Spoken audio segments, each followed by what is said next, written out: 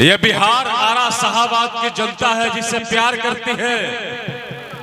उसे सीधे दिल्ली पार्लियामेंट भेजती है। आपका भी सैलाब आएगा साहब। मैं चाहता हूं कि आप एक दिग्गज गायक नायक के रूप में हिंदुस्तान में फेमस हैं। हमारे भाइयों का लाजवाब डिमांड है, व्यास जी एक ऐसा नगमा, एक ऐसा गाना, एक ऐसा लिरिक आपका हिट है, बिहान हो दी। चलो छोटू भैया, हाँ तो आदेश बात मार देता नहीं, 2 लाइन बस। छोटू भैया, अंजनी चाचा, अंजनी चाचा, लो भाई रौरा सबके मन से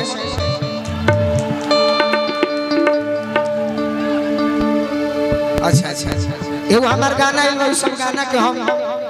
एल्बम में गाई ले, बाकी भाई लोग का मन बात एक लाइन खाली गुनगुना दी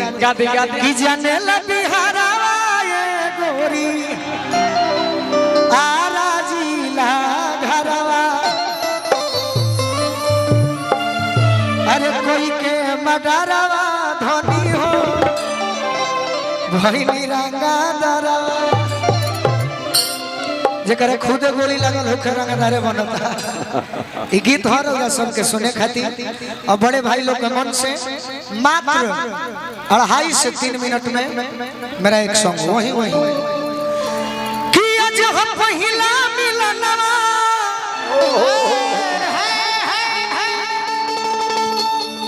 चिंटू भैया हमार बचपन से मिलने वाला, आशीर्वाद देले बा, साथ देले बा। हां आशीर्वाद ले लो कि आज हम पहिला मिलनवा मिलल सजनी के सजनवा, हमारे अंग अंग गुलाब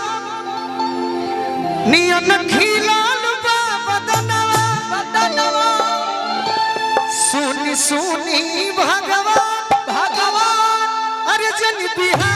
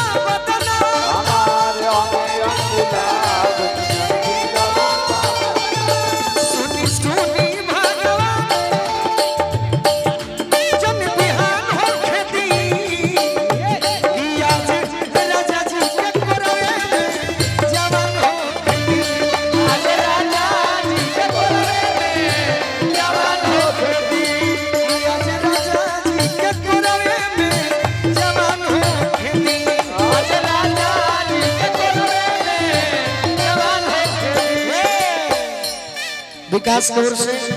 तमाम कमेटी के भाई के ओर से आशीर्वाद। जब ये गाना सभे सुनने हुई,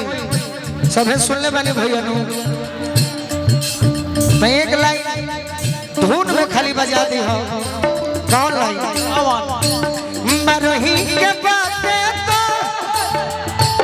मरही के बाते तो मरदाना जान से कह के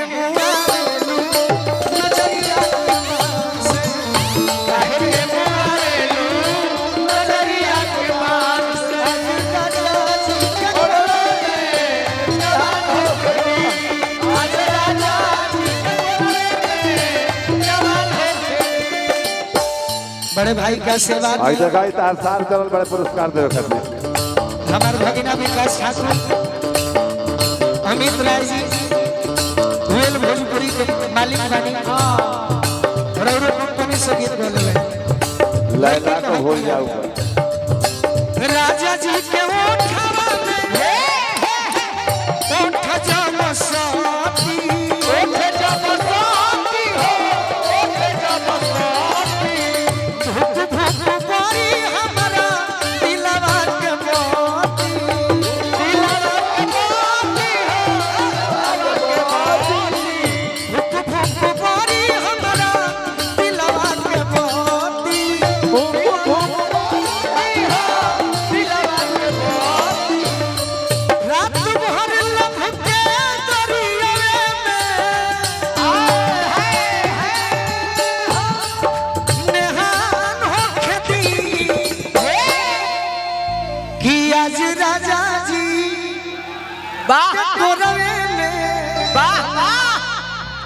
के तरी बंद नहीं खे करे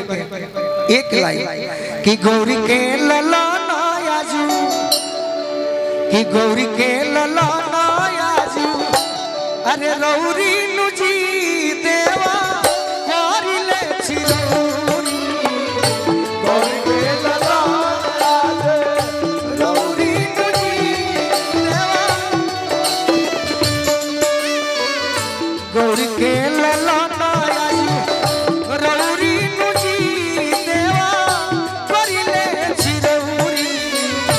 गौरी के ललन आजू रौरी नुजी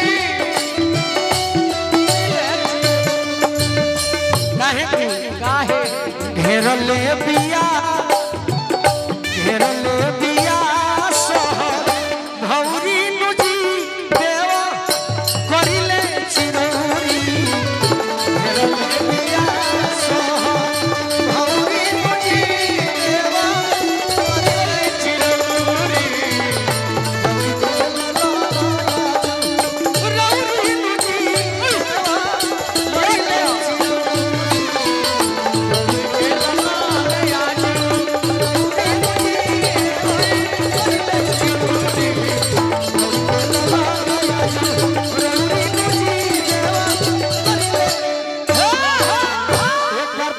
बोली गणेश भगवान की। चली कम समय में गीत संगीत परोसनी अच्छा लागल तो ताली बजा के भाई का आशीर्वाद दी ऋषिकेश भैया आगे के कलाकार के सुंदर बात में सजा के उपस्थिति होके